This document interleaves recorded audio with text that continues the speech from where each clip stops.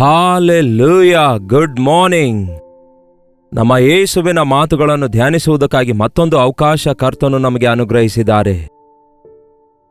ಇದಕ್ಕೆ passion weak ಅನ್ನುತ್ತಾರೆ. ಈ ವಾರದಲ್ಲಿ ಯೇಸುವಿನ ಶಿಲುಬೆಯ ಕುರಿತಾಗಿ ಹೆಚ್ಚಾಗಿ ನಾವು ಧ್ಯಾನಿಸುತ್ತೇವೆ. ಈ ಗುಡ್ ಫ್ರೈಡೆ ಯೇಸು ಕ್ರಿಸ್ತನಿಗೆ ಶಿಲುಬೆಗೆ ಹಾಕಲ್ಪಟ್ಟಂತಹ ದಿನವಾಗಿದೆ. ಈ ಭಾನುವಾರ ಯೇಸು ಕ್ರಿಸ್ತನು ಪುನರುತ್ಥಾನ ಹೊಂದಿದ ದಿನವಾಗಿದೆ. ನಮ್ಮ ಯೇಸು ನಮ್ಮ ಪಾಪಗಳಿಗೋಸ್ಕರ ಶಾಸ್ತ್ರದಲ್ಲಿ ಹೇಳುವ ಪ್ರಕಾರ ಶಿಲುಬೆಗೆ ಹಾಕಲ್ಪಟ್ಟು ಶಾಸ್ತ್ರದಲ್ಲಿ ಹೇಳಿರುವ ಪ್ರಕಾರವೇ ತಿರುಗಿ ಎದ್ದು ಬಂದಿದ್ದಾನೆ ಎಂದು ಬೈಬಲ್ ಓದುವವರಿಗೆ ಗೊತ್ತಾಗುತ್ತೆ. ಅಂಥವರೇ ಗ್ರಹಿಸಿಕೊಳ್ತಾರೆ. ಬನ್ನಿ, ಒಂದು ಚಿಕ್ಕ ಪ್ರಾರ್ಥನೆಯೊಂದಿಗೆ ಈ ದಿನ ವಾಕ್ಯ ಧ್ಯಾನಿಸೋಣ. ಪರಿಶುದ್ಧ ದೇವರೇ, ನಿಮಗೆ ವಂದನೆಗಳು. ನಿಮ್ಮ ಪ್ರೀತಿಗಾಗಿ ವಂದನೆಗಳು ದೇವರೇ, ನಿಮ್ಮ ತ್ಯಾಗಕ್ಕಾಗಿ ವಂದನೆಗಳು. ನೀವು ಏರ್ಪಡಿಸಿಟ್ಟಿರುವ ಪಾಪ ವಿಮೋಚನೆ ಕಾರ್ಯಕ್ಕಾಗಿ ವಂದನೆಗಳು. ಪಾಪಿಗಳಾದ ನಮಗೆ ನಿರೀಕ್ಷೆನುಂಟು ಮಾಡಿದ್ದಕ್ಕಾಗಿ ವಂದನೆಗಳು. ನಮ್ಮೆಲ್ಲರೊಂದಿಗೆ ಮಾತಾಡಿರೆಂದು ಕ್ರಿಸ್ತನ ನಾಮದಲ್ಲಿ ಬೇಡುತ್ತೇನೆ ತಂದೆಯೇ, ಆಮೇನ್. ಯೇಸು ಕ್ರಿಸ್ತನ ಶಿಲುಬೆಯ ವಿಷಯ ಒಂದು ಕಥೆಯಲ್ಲ, ನಿಜವಾಗಿದೆ. ವಾಕ್ಯದಲ್ಲಿನ ಹಳೆ ಒಡಂಬಡಿಕೆಯಲ್ಲಿರುವ ಪ್ರವಾದನೆಗಳೆಲ್ಲ ಅಕ್ಷರಶಃ ಯೇಸುವಿನ ವಿಷಯದಲ್ಲಿ ನೆರವೇರುತ್ತವೆ. ಆತನು ಅಂದರೆ ಮನುಷ್ಯಕುಮಾರನು ಪಾಪಿಗಳ ಕೈಗೆ ಒಪ್ಪಿಸಲ್ಪಡ್ತಾನೆ. ಅವರು ಆತನನ್ನು ಕೊಲ್ಲುವರು, ಹಿಂಸಿಸುತ್ತಾರೆ, ಕೊಲ್ಲುತ್ತಾರೆ, ಮತ್ತು ಆತನು ಪುನರುತ್ಥಾನ ಹೊಂದಿ ಬರುತ್ತಾನೆಂಬ ಮಾತು ನೆರವೇರಿದ ವಾರ ಇದಾಗಿದೆ. ಯೇಸು ಕ್ರಿಸ್ತನು ಶಿಲುಬೆಯ ಮೇಲೆ ಮಾತಾಡಿರುವ 7 ಮಾತುಗಳು ಅವು ಸತ್ಯವೇದದಲ್ಲಿ ಒಂದೇ ಒಂದು ಸುವಾರ್ತೆಯಲ್ಲಿ ಇಲ್ಲದಿದ್ರೂ ಸಹ ಅವುಗಳನ್ನು ಗುರುತಿಸಿ ಪ್ರತ್ಯೇಕಪಡಿಸಿ ನಾವು ಧ್ಯಾನಿಸುತ್ತಾ ಇದ್ದೇವೆ. ಆತನು ಶಿಲುಬೆ ಮೇಲೆ ಆಡಿದ ಮೊದಲನೇ ಮಾತು, ತಂದೆಯೇ, ಅವರೇನು ಮಾಡುತ್ತಿದ್ದಾರೆಂದು ಅವರು ಅರಿಯದೇ ಇರುವುದರಿಂದ ಅವರನ್ನು ಕ್ಷಮಿಸು. ಎರಡನೇದಾಗಿ ಪಕ್ಕದಲ್ಲಿರುವ ಕಳ್ಳನಿಗೆ ಹೇಳ್ತಾರೆ, ಈ ಹೊತ್ತೇ ನೀನು ನನ್ನ ಸಂಗಡ ಪರದೈಸಿನಲ್ಲಿರುವಿ ಎಂದು. ಮೂರನೆಯ ಮಾತು, ಆ ಶಿಲುಬೆಯ ಬಳಿಗೆ ಬಂದಿರುವ ಮರಿಯಳನ್ನು ತನ್ನ ಶಿಷ್ಯನಾದ ಯೋಹಾನನನ್ನು ನೋಡಿ, ಅಮ್ಮ, ಇಗೋ ನಿನ್ನ ಮಗನು, ಇಗೋ ನಿನ್ನ ತಾಯಿ ಎಂದು ಹೇಳುತ್ತಾರೆ. ಈಗಾಗಲೇ ಆತನು ಎಷ್ಟೋ ಗಂಟೆಗಳವರೆಗೂ 2 ಮಳೆಯ ಮೇಲೆ ಶಿಲುಬೆ ಮೇಲೆ ನೇತಾಡುತ್ತಾ ಇದ್ದನು. ಅದರ ಹಿಂದಿನ ದಿನದ ಮಧ್ಯರಾತ್ರಿಯಲ್ಲಿ ಗೆತ್ಸೆಮನೆಯಲ್ಲಿ ಯೇಸುವನ್ನು ಬಂಧಿಸಿ ಕೈಫನ ಬಳಿಗೆ, ಪಿಲಾತನ ಬಳಿಗೆ, ಹೆರೋದನ ಬಳಿಗೆ, ಮತ್ತೆ ತಿರುಗಿ ಪಿಲಾತನ ಬಳಿಗೆ ಕರೆತಂದು ಊರ ಆಚೆಗೆ ಆತನನ್ನು ಸೆಳ್ಕೊಂಡು ಹೋದರು. ಅನ್ಯಾಯದ ತೀರ್ಪನ್ನು ವಿಧಿಸಿ ಕೊರಡೆಯೇಟಿನ ಶಿಕ್ಷೆಗೆ ಗುರಿಪಡಿಸಿದ್ರು. ಕೊರಡೆ ಶಿಕ್ಷೆ ವಿಧಿಸಿದವನಿಗೆ ಶಿಲುಬೆಯ ಶಿಕ್ಷೆ ಇರಲ್ಲ, ಶಿಲುಬೆಯ ಶಿಕ್ಷೆ ಕೊಟ್ಟವನಿಗೆ ಕೊರಡೆಯ ಶಿಕ್ಷೆ ಅಗತ್ಯವಿರಲ್ಲ. ಆದರೆ ನಮ್ಮೆಲ್ಲರ ಶಿಕ್ಷೆ ಆತನು ಅನುಭವಿಸಿ, ಪ್ರತಿ ಪಾಪಕ್ಕೆ ಬರಬೇಕಾದ ಶಿಕ್ಷೆ ಆತನು ಅನುಭವಿಸಿ, ಕೊರಡೆ ಶಿಕ್ಷೆಯನ್ನು ಅನುಭವಿಸಿ 1 ಕಡಿಮೆ 40 ಏಟನ್ನು ತಿಂದು ಆತನ ಬೆನ್ನೆಲ್ಲ ಜಜ್ಜಲ್ಪಟ್ಟಾಗ ನೇಗಿಲಿನಿಂದ ನನ್ನ ಬೆನ್ನನ್ನು ಅಗಿದರು ಎಂಬ ಪ್ರವಾದನೆಯ ಪ್ರಕಾರ ನೆರವೇರಿತು. ಅವಮಾನಕ್ಕೊಳಗಾಗಿ ತಲೆ ಮೇಲೆ ಮುಳುಕಿರೀಟ ಧರಿಸಿ ಕೈಗೆ ಕೋಲನ್ನು ಕೊಟ್ಟು ಕಾಲುಗಳಿಗೆ ವಸ್ತ್ರದಿಂದ ಸುತ್ತಿ ಆತನಿಗೆ ಶಿಲುಬೆ ಮೇಲೆ ಮಳೆಗಳ ಮೇಲೆ ನೇತಾಕಿದಾಗ ಅಲ್ಲಿ ಆತನು ಮಾತಾಡಿದ ಮಾತುಗಳಾಗಿವೆ. ಬೆಳಗ್ಗೆ 9 ಗಂಟೆ ಸಮಯಕ್ಕೆ ಆತನು ಶಿಲುಬೆಗೆ ಹಾಕಲ್ಪಡ್ತಾನೆ. 12 ಗಂಟೆಯವರೆಗೂ ಆತನು ಈ ಮಾತು ಆತನು ಮಾತಾಡಿರುವಂತೆ ಗಮನಿಸುತ್ತೇವೆ. ಮೊದಲ 3 ಮಾತುಗಳು. ಆನಂತರ ಏನಾಯ್ತೆಂದು ನೋಡಿರಿ. ಮತ್ತಾಯನ ಸುವಾರ್ತೆ 27ನೇ ಅಧ್ಯಾಯ 45ನೇ ವಚನ. ಮಧ್ಯಾಹ್ನ 12 ಗಂಟೆಯಿಂದ 3 ಗಂಟೆಯವರೆಗೆ ಆ ದೇಶದ ಮೇಲೆಲ್ಲ ಕತ್ತಲೆ ಕವಿಯಿತು. ಮಧ್ಯಾಹ್ನ ಅಂದರೆ 12 ಗಂಟೆ ಮೊದಲುಗೊಂಡು 3 ಗಂಟೆಯವರೆಗೂ ದೇಶದ ಮೇಲೆಲ್ಲ ಕತ್ತಲೆ ಕವಿಯಿತು. ಸೃಷ್ಟಿಕರ್ತನು ಶ್ರಮೆಯಲ್ಲಿರುವುದು ಸೃಷ್ಟಿ ನೋಡ್ಲಿಕ್ಕಾಗಲಿಲ್ಲ. ಸೃಷ್ಟಿಕರ್ತನ ಯಜ್ಞ ಅರ್ಪಿಸುವಿಕೆಯನ್ನು ಸೃಷ್ಟಿ ನೋಡ್ಲಿಕ್ಕಾಗದೆ ತಲೆ ಬಾಗಿಸಿಕೊಂಡಿರುವಂತೆ ಮೊಬ್ಬಾದ ಕತ್ತಲೆಯಿಂದ ಕವಿಯಿತು. ಸುಮಾರು 3 ಗಂಟೆಗೆ ಯೇಸು ಏಲಿ ಏಲಿ ಲಾಮಾ ಸಬಕ್ತಾನಿ ಎಂದು ಮಹಾದನಿಯಿಂದ ಕೂಗಿದನು. ಬೆಳಗ್ಗೆ 9 ಗಂಟೆಗೆ ಶಿಲುಬೆಗೆ ಹಾಕಿರುವ ಯೇಸು ಮಧ್ಯಾಹ್ನ 3 ಗಂಟೆಯವರೆಗೂ ನೇತಾಡಲ್ಪಡ್ತಾ ಇದ್ರು. ಗಂಟೆಗೆ ಒಂದು ಮಾತಾಡಿರುವಂತೆ ಆತನು ತನ್ನ ಉಸಿರೆಲ್ಲ ಬಿಗಿಯಾಗಿ ಹಿಡಿದುಕೊಂಡು ಶಕ್ತಿಯೆಲ್ಲ ತಂದುಕೊಂಡು ಎರಡು ಕೈಗಳ ಮೇಲೆ ದೇಹವೆಲ್ಲ ನೇತಾಡಲ್ಪಡುವಾಗ ಮಾತಾಡುವುದು ಅಷ್ಟು ಸುಲಭ ಅಲ್ಲ. ಅಂತಹ ವೇದನೆ ಮತ್ತು ಶ್ರಮೆಯಲ್ಲಿ, ಅಂತಹ ಬಾಧೆಯಲ್ಲಿ, ರಕ್ತವೆಲ್ಲ ಸುರಿಯುವ ಸಮಯದಲ್ಲಿ ಮಾತಾಡುವುದು ಅದು ಅಸಾಧ್ಯ. ಹಾಗಾಗಿ ಬಹಳಷ್ಟು ಜನ ಅಂತಹ ಸಮಯದಲ್ಲಿ ಕಿರ್ಚುತ್ತಾರೆ, ಕೂಗುತ್ತಾರೆ, ಹುಚ್ಚರಾಗ್ಬಿಡ್ತಾರೆ ಎಂದು ಶಿಲುಬೆಗೆ ಹಾಕಲ್ಪಟ್ಟವರು ಹುಚ್ಚರಾಗಿ ಕಿರ್ಚಿ ಕೂಗಾಡುತ್ತಾ ಬಾಯಿಗೆ ಬಂದಂತೆ ಬೈತಾರೆಂದು ಚರಿತ್ರೆ ಹೇಳುತ್ತೆ. ಆದರೆ ಯೇಸುಕ್ರಿಸ್ತನು ಅಂಥ ವೇದನೆಯಲ್ಲಿಯೂ ಕೂಡ ಪ್ರೀತಿಯನ್ನು ತೋರಿಸಿದರು. ಆದರಿಸುವಾತನಾಗಿದ್ದಾರೆ, ಕ್ಷಮಿಸುವಾತನಾಗಿದ್ದಾರೆ. 3 ಗಂಟೆ ಸಮಯದಲ್ಲಿ ಏಲಿ ಏಲಿ ಲಾಮ ಸಬಕ್ತಾನಿ, ಆ ಮಾತಿನ ಅರ್ಥ ನನ್ನ ದೇವರೇ, ನನ್ನ ದೇವರೇ, ಯಾಕೆ ನನ್ನನ್ನು ಕೈಬಿಟ್ಟಿದಿ ಎಂದರ್ಥ. ನಾನು ನನ್ನ ತಂದೆ ಒಂದಾಗಿದ್ದೇವೆ ಎಂದು ಅಷ್ಟೊತ್ತಿನವರೆಗೂ ಹೇಳಿದ ಯೇಸುವಿಗೆ ಈಗ ತಂದೆ ಕೈಬಿಟ್ಟು ದೂರವಾಗಿದ್ರು. ನನಗೆ ಯೇಸು ಅಂದರೆ ಬಹಳ ಇಷ್ಟ. ಆತನೊಬ್ಬನೇ ನಮ್ಮ ಪಾಪಗಳನ್ನೆಲ್ಲ ಹೊತ್ತವನಾಗಿದ್ದಾನೆ. ನಮ್ಮನ್ನು ಸೇರಿಸಿಕೊಳ್ಳುವುದಕ್ಕಾಗಿ ತಂದೆಯಿಂದ ಕೈ ಬಿಡಲ್ಪಟ್ಟವನಾದನು. ಆ ರೀತಿ ಆತನಿರೋದು ಆಶ್ಚರ್ಯ ಉಂಟು ಮಾಡುತ್ತೆ. ತಂದೆ ಪರಿಶುದ್ಧನಾಗಿದ್ದಾನೆ, ನೀತಿವಂತನಾಗಿದ್ದಾನೆ. ಪರಿಶುದ್ಧನು ನೀತಿವಂತನೂ ಆಗಿರುವ ದೇವರ ಮುಂದೆ ಪಾಪಿಗಳಾದ ನಾವು ನಿಲ್ಲಲಿಕ್ಕಾಗೋದಿಲ್ಲ. ಅದಕ್ಕೆ ಏದೇನ್ ತೋಟದಿಂದ ಅವರನ್ನು ತಳ್ಳಿ ಹಾಕಬೇಕಾಯಿತು. ಪಾಪಿಗಳಾದ ನಮಗೆ ಪರಿಶುದ್ಧನಾದ ತಂದೆಗೆ ಮಧ್ಯದಲ್ಲಿ ನಿಂತುಕೊಂಡರು ನಮ್ಮ ಕರ್ತನಾದ ಯೇಸು. ಸ್ವತಃ ತಾನೇ ದೇವರಾಗಿದ್ದು ದೇವರೊಂದಿಗೆ ಕೂತುಕೊಳ್ಳುವ ಪದವಿಯನ್ನು ಬಿಟ್ಟು ರಕ್ತ ಮಾಂಸ ಧರಿಸಿದವನಾಗಿ ನಮ್ಮ ಹಾಗೆ ಈ ಲೋಕಕ್ಕೆ ಬಂದು ನಮ್ಮ ಪಾಪಗಳಿಗೋಸ್ಕರ ಪರಿಹಾರ ಮಾಡಿದ್ದಾರೆ ಎಂದು ನೀವು ಅರ್ಥ ಮಾಡಿಕೊಂಡಿದ್ದೀರಾ? ಅದನ್ನು ನಂಬುತ್ತಾ ಇದ್ದೀರಾ? ಯಾಕೆ ಈ ಶಿಕ್ಷೆ ಅಂದರೆ ನನಗೂ ನಿಮಗೂ ಬರಬೇಕಾದ ಶಿಕ್ಷೆ ಆತನು ಅನುಭವಿಸಿದ. ನಿಮ್ಮ ಮೇಲೆ ನನ್ನ ಮೇಲೆ ಬೀಳಬೇಕಾದ ಪೆಟ್ಟು ಆತನು ತಿಂದ. ನಮ್ಮ ಅವಮಾನವೆಲ್ಲ ಅನುಭವಿಸಿದ್ದು ನಾವು ನಂಬುವುದಕ್ಕಾಗಿ. ಲೋಕದ ಪಾಪವೆಲ್ಲ ಆತನ ಮೇಲೆ ಹೊರಿಸಿದಾಗ ಈಗೋ ಲೋಕದ ಪಾಪವೆಲ್ಲ ಹೊತ್ತುಕೊಂಡು ಹೋಗುವ ದೇವರ ಯಜ್ಞದ ಕುರಿಮರಿ ಎಂದು ಕರೆಯಲ್ಪಟ್ಟಿದ್ದಾರೆ. ಹಾಗಾಗಿ ಲೋಕದ ಪಾಪವೆಲ್ಲ ಆತನು ಒಬ್ಬಂಟಿಗನಾಗಿ ಅದರ ಶಿಕ್ಷೆಯನ್ನು, ಅದರ ಅವಮಾನವನ್ನು, ಅದರ ಪರಿಣಾಮವನ್ನು ಅನುಭವಿಸುತ್ತಿರುವ ಸಮಯದಲ್ಲಿ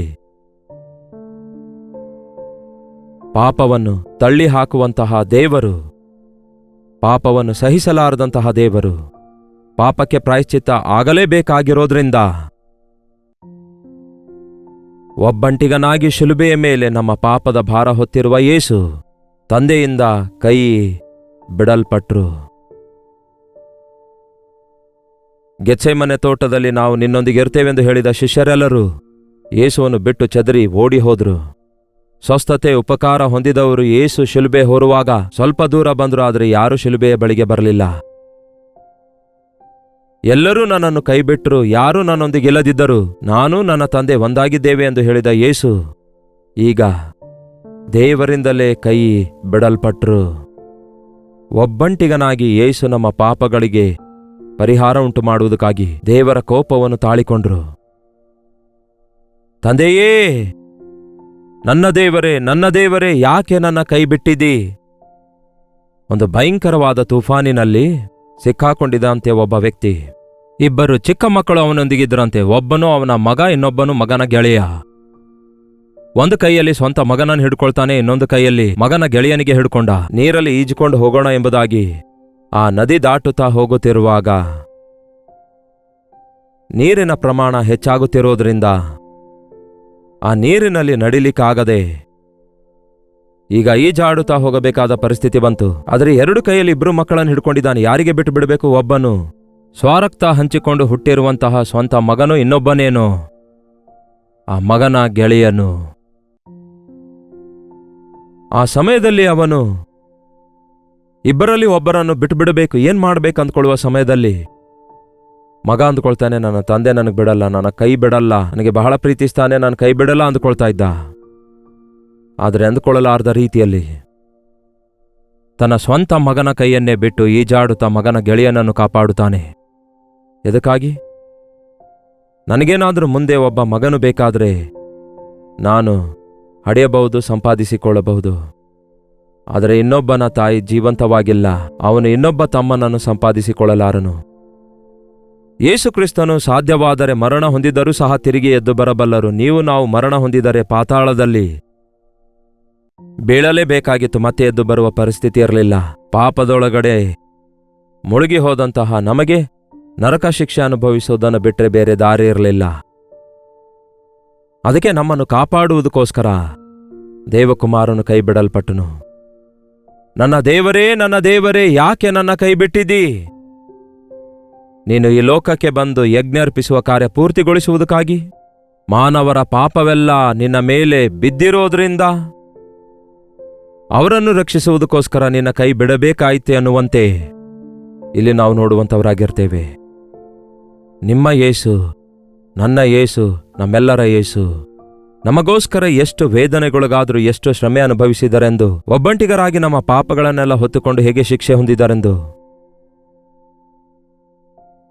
ಹೇಗೆ ಶಿಲುಬೆಯ ಮೇಲೆ ಬಲಿಯಾದರು ಎಂದು, ಬಲಿ ಯಜ್ಞವಾಗಿ ಅರ್ಪಿಸಿದರೆಂದು ನೆನೆಸಿಕೊಳ್ಳುವುದಾದರೆ ಯೇಸುವನ್ನು ಪೂರ್ಣ ಹೃದಯದಿಂದ ಪ್ರೀತಿಸುವವರಾಗಿರ್ತೇವೆ.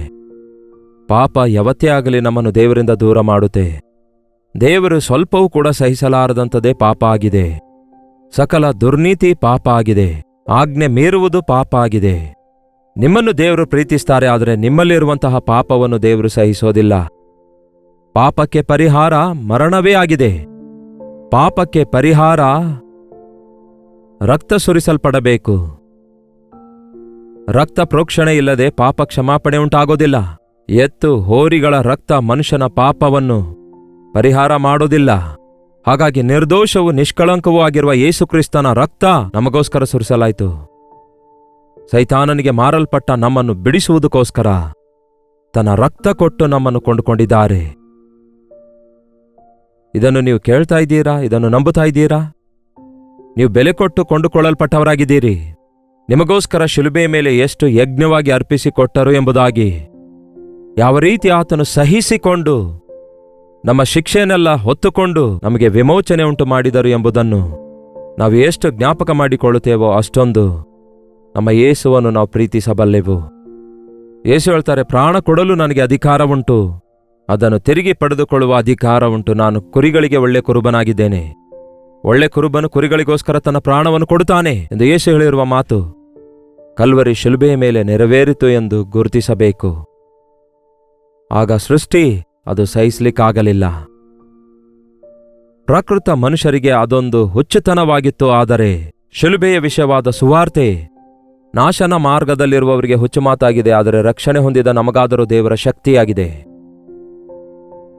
ನಮ್ಮನ್ನು ನಮ್ಮ ಪಾಪಗಳಿಂದ ಬಿಡಿಸುವುದಕ್ಕೋಸ್ಕರ, ನಮ್ಮನ್ನು ಪಾತಾಳದಿಂದ ತಪ್ಪಿಸುವುದಕ್ಕೋಸ್ಕರ, ನಮ್ಮನ್ನು ಆತನ ಸಾಕ್ಷಿಯಾಗಿ ಈ ಲೋಕದಲ್ಲಿ ಬದುಕುವಂತೆ ಮಾಡುವುದಕ್ಕೋಸ್ಕರ ನಮಗೋಸ್ಕರ ನಮ್ಮ ಯೇಸು ಶಿಲುಬೆಯಲ್ಲಿ ಯಜ್ಞವಾಗಿದ್ದಾರೆ ಎಂದು ಗುರುತಿಸುವುದಾದರೆ ನಾವು ಧನ್ಯರಾಗ್ತೇವೆ.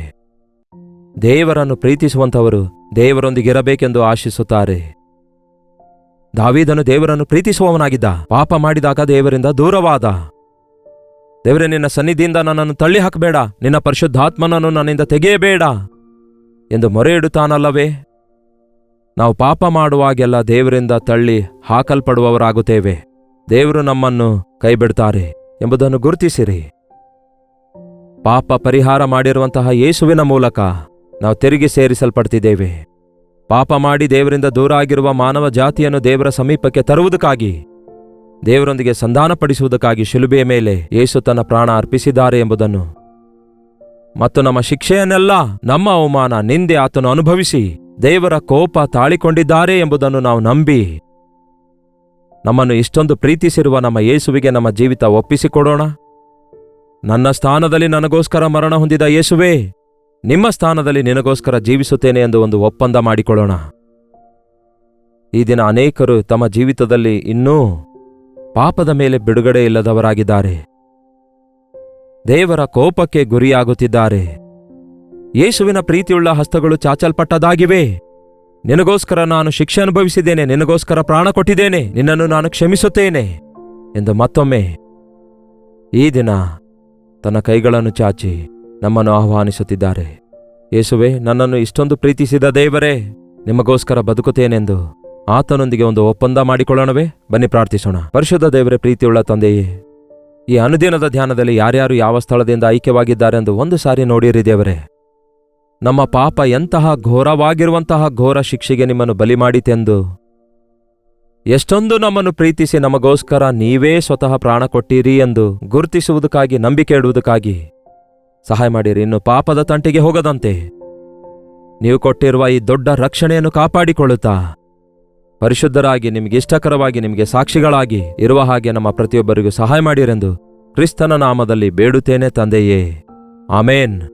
ತಂದೆಯಾದ ದೇವರ ಪ್ರೀತಿಯು, ಮಗನಾಗಿರುವ ಕ್ರಿಸ್ತನ ಕೃಪೆಯು, ಆದರಣೆ ಕರ್ತನಾದ ಪವಿತ್ರಾತ್ಮನ ಸಹವಾಸವು ಈ ಅನುದಿನದ ಧ್ಯಾನದಲ್ಲಿ ಐಕ್ಯವಾಗಿರುವ ನಮ್ಮೆಲ್ಲರ ಸಂಗಡ ಸದಾಕಾಲಕ್ಕೂ ನೆಲೆಯಾಗಿರಲಿ. ಆಮೇನ್.